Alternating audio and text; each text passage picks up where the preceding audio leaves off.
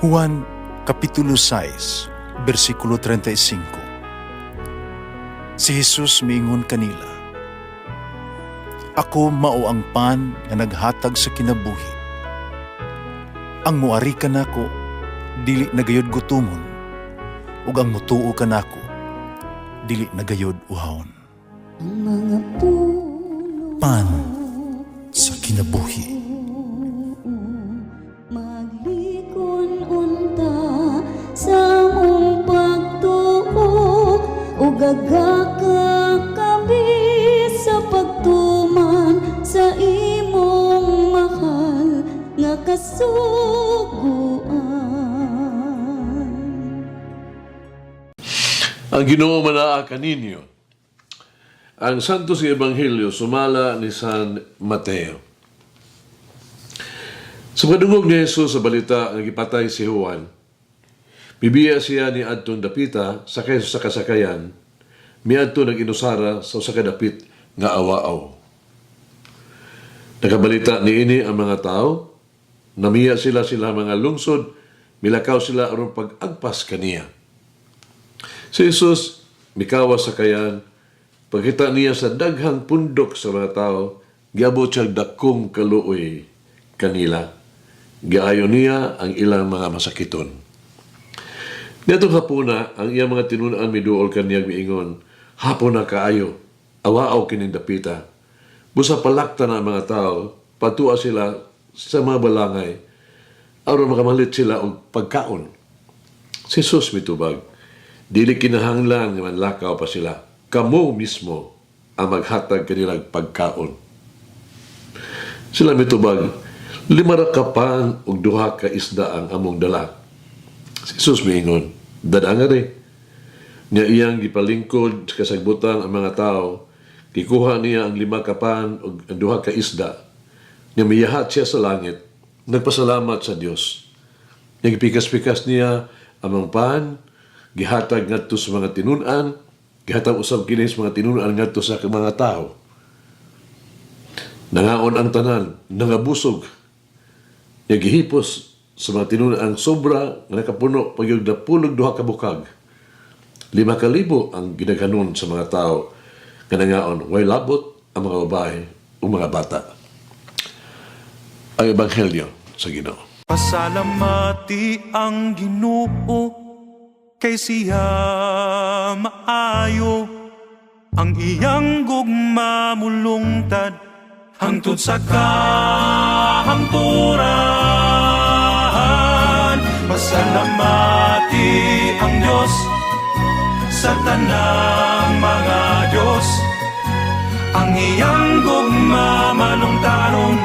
Pasalamati ang Ginoo sa mga Ginoo, ang iyang gugma balungtaron.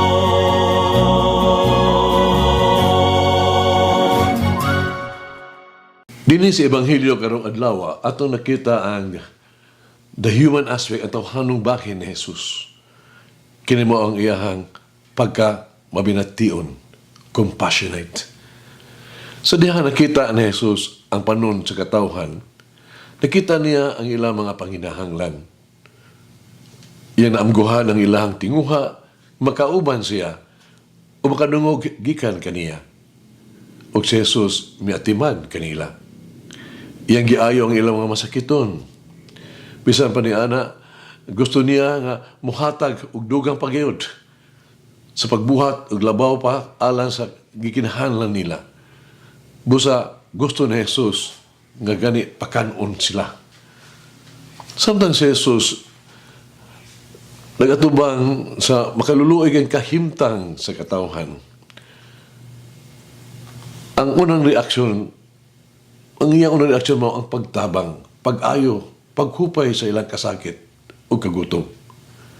Gusto ni ini, tungod ni ini, nga kaluoy gusto ni Jesus nga tagbawo ng ilang kagutom sa lawas o sa spirito o sa litunganay luwason ng ilahang kalag. Apan kini, nga kaluoy, wala tagaing importansya sa mga disipulo. Namuyo sila kang Jesus nga palakton kini mga tawhana. Apan, gihagit sila ni Jesus sa pagserbisyo o pagtabang. Mingon siya, kamu mismo ang mapakaon kanila. Karon ang kaluoy na himong hagit. Siya may hangyo o sugo kanila, pagdala kanila dinhi kanako. No? Pungpa niya, sa pagkatinuod si Jesus, nagtudlo nga wala gyud rason nga ang tao dili makaserbisyo o dili makatabang. Wala og pasabot nga makatabang lang ta kung aduna tay ikahatag. Wala kini pasabot nga ang anaa nga naatas ka lisod sa mga ning panahona di na kita makatabang sa uban. Ug dili kinahanglan nga ipasa nato sa usa ka tawo ang ato ang responsibilidad sa pagtabang sa mga kinahanglan sa gigutom, sa nangawala. Ang kaluoy ng kinahanglan og aksyon og pag-amuma. Ang kaluoy usa ka inspirasyon sa paghimo og kalainan, make a difference in the lives of our people. Kini usa ka hagit sa pagbuhat og usa ka butang nga puslanon o kita mahimo maghatagon. Dili sa Ebanghelyo karong adlaw, gitawag kita sa pagpakita sa ato ang the best in us, the human aspect of hanon nga bahin. Na doon atong compassion, doon na dihay butang kinahanglan atong kinahanglan buhaton alang sa uban tungod sa kaluoy. Una, gitawag ta paambit. Kinahanglan natong buhaton ang usa ka butang ni atong mga tawo nang kinahanglan. Tabang. Dili ego ang simpatiya. Naluoy ko. No, ang kaluoy dili ego. Ang mga buhat sa kaluoy kinahanglan. Ang mga buhat pakita sa buhat sa gugma. Ang mga buhat sa gugma nga putli kinahanglan kaayo. Na alang nga bisag 5 ka pan o 2 ka isda, si Jesus na kapakaon gihapon kanilang tanan. Bisag walay pan o isda, bisag walay amot sa iyang mga tinunan, nakahimo gihapon si Jesus o mga milagro. Si Jesus nakahimo, nakamugna, makagama, umupakaon, gikan sa nawala, o para sa tanan. Paninhi, gusto ni Jesus, nga sila, gyud maging labot mo apil. Punang si Jesus, naghatag kanila higayunan sa pagtabang. Gusto niya nga makaamgo siya sa hiya sa pagpaambit. Gusto niya nga makaton sila kung giunsa ang pagkabagay-hatagon, kung giunsa ang pagmapaanguron. Busa sa katapusang pagtuki, gultihan sila ni Jesus nga ang mga milagro mahitabo kung ang usa andam kaayong mupaambit. Ang mga milagro mahitabo lang kung ikaw ug ako maghihatagon, umutabang, umuhatag. Dili ta maghulat kung napay sobra so di pa ta mutabang. Ito mga tarungan paingon nga dili ako makatabang kay wala magoy gani ako inahot kagulingon ako. Nabangon mo gani sa ko. Di kita mahadlok sa paghatag ug pagtabang. Doon na magita. Munang ang labing kabus. Way pung para ang way dato nga manginahanglan ug ay chay kabus nga dili makatabang. Ay gipugon ang huna nga mawad-an ta og kulang ta o kulangan ta kung mahatag ta. Dili. Makabahin ka punta sa pan sa atong pagkaon sa atong silingan. Kita makahimog pagpadaghan sa pan. Kana mo kuha ang anaan nimo ipaambit kini niya tanawa kung unsa ang sulong mahitabo. Aduna kini nga napinultion nag-ingon sa diha nga ang Dios naghatag kanato sa pan, ang tao kinahanglan maghatag sa mantikilya. Ikaduha, gitawag kita aron itugyan kung unsa kita o kung unsa ang anaa kanato ngadto kang Hesus. Si Jesus miingon, dad-a sila dire kanako. Itugyan nato ang atong kaugalingon kang Hesus. Ihada nato ang ato ang kaugalingon nga ato ang panahon, ato mga bahandi ngadto kaniya. Si Jesus naghangyo kanato sa pagsalig kaniya. O dili kita manginahanglan, dili kita magakulang sa bisan unsa, kumusalig lang ta kaniya. Sultian kita ni Jesus na dili kay sulayan mga paambit kita sa Dios. Pagsalig sa Dios. Buhaton sa Dios ang ikinahanglan kung unsay labing maayo o kung unsay mapuslanon kanato. Siya naghangyo lamang kanato sa pagdala sa to ang kaugalingon nga to kaniya. Pagdala og unsay anaa kanato. Kung dadon nato kang Hesus ang ato mga sala ug pasaluon kita niya. Dadon nato kang Hesus, no? Ang ato ang makasub-anan sa kinabuhi ug mahupay taniya, kahupayon taniya. Dadon nato kang Hesus ang ato ang kahuyangan ug lig-unon taniya. Dadon nato kang Hesus ang ato ang kasakit ug ayuhon kita niya. Dadon nato kang Hesus ato ang mga panginahanglan ug siya mo puno kanato. Doon nato kang Hesus ang ato ang mga kabtangan ug siya ay maghimo kanato nga mas mabungahon. Ato pong aton karon ang atong kaugalingon.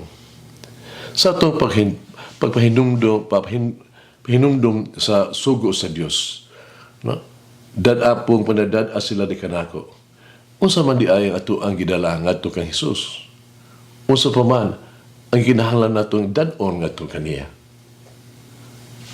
Maigsoon mag-ampo kita. Amahan namo. Higumaon mo panguron nga Dios. Ikaw nga magbubuhat sa universo. Ikaw nga tighatag sa tanang maayong mga butang. Paubsahanon ako nga nangayo sa imong grasya alang ka namong tanan aron kami mahimong sensitibo sa mga panginahanglan sa uban. Makaambit kami o makahatag sa dili ba ihap nga gasto na makatabang kami sa pagserbisyo sa nawala ug magunahuna nga wala magunahuna og ganti. Adunay daghang mga tao nga nanginahanglan.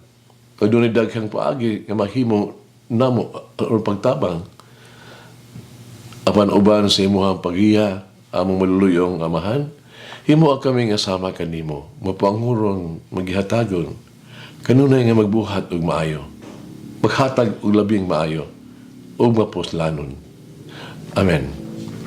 Mama Mary, our Mother, grant us the fortitude, ang kaisog, no? Ug pasensya, na mosalig kami diha kanunay sa gahom sa Dios. Kabisag ang imposible, posible with the power of the Lord. Malangin ang Diyos magagahom sa tanan, Amahan, Anak, o Espiritu Santo. Amen. May the Lord of the divine mercy bless us all, heal us from all diseases and suffering. Ayun unta niya kita, tanang mga sakit na sa lawas o sa kalag, body and soul. In the name of the Father, the Son, and of the Holy Spirit. Jesus, I trust in you. Amen. Whoever eats the bread of life will never hunger, says the Lord. Kay galaan inyong nabati ang pagpaambit ug hamubong pamalandong sa pulong sa Dios pinaagi sa tulumanon pan sa kinabuhi nga gidumala ni Monsignor Daddy Silva. Hangtod na usab sa sunod higayon, daghang salamat. The bread of life.